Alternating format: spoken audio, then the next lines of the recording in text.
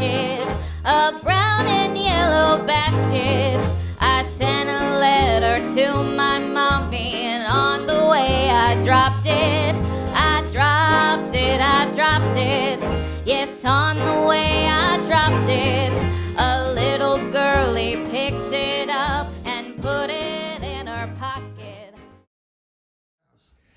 I grew up in a household where music was always being played, but jazz came from my great uncles.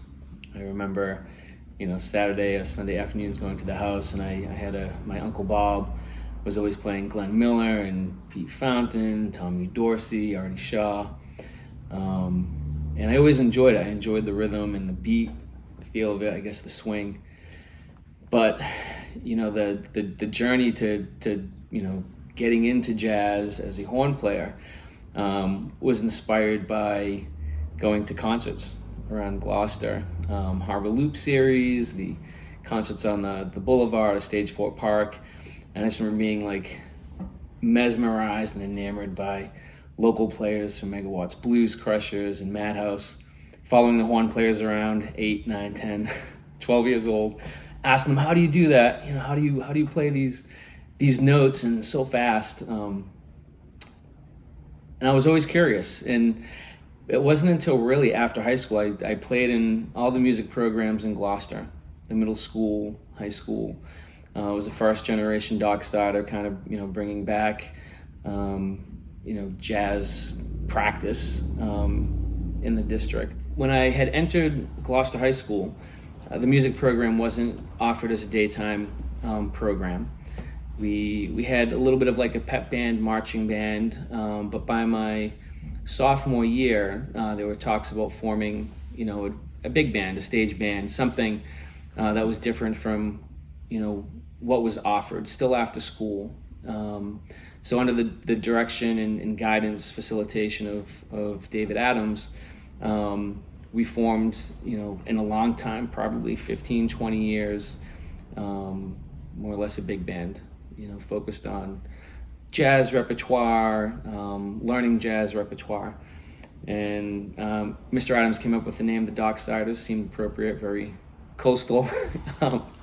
And my junior and senior year, it came together.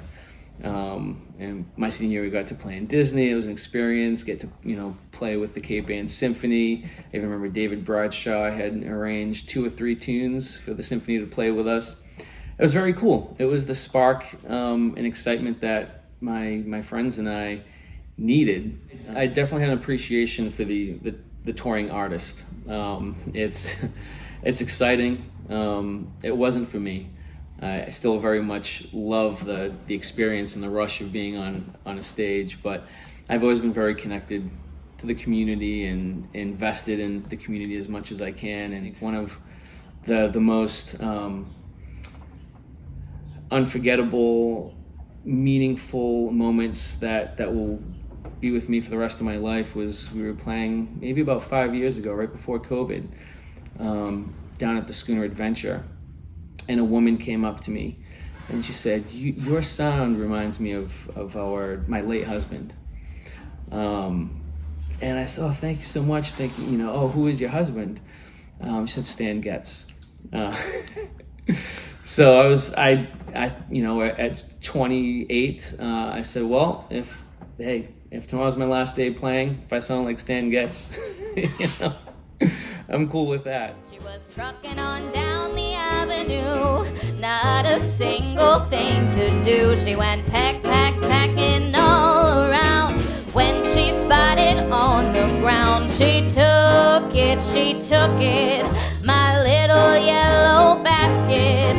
And if she doesn't bring it back, I think that I will die.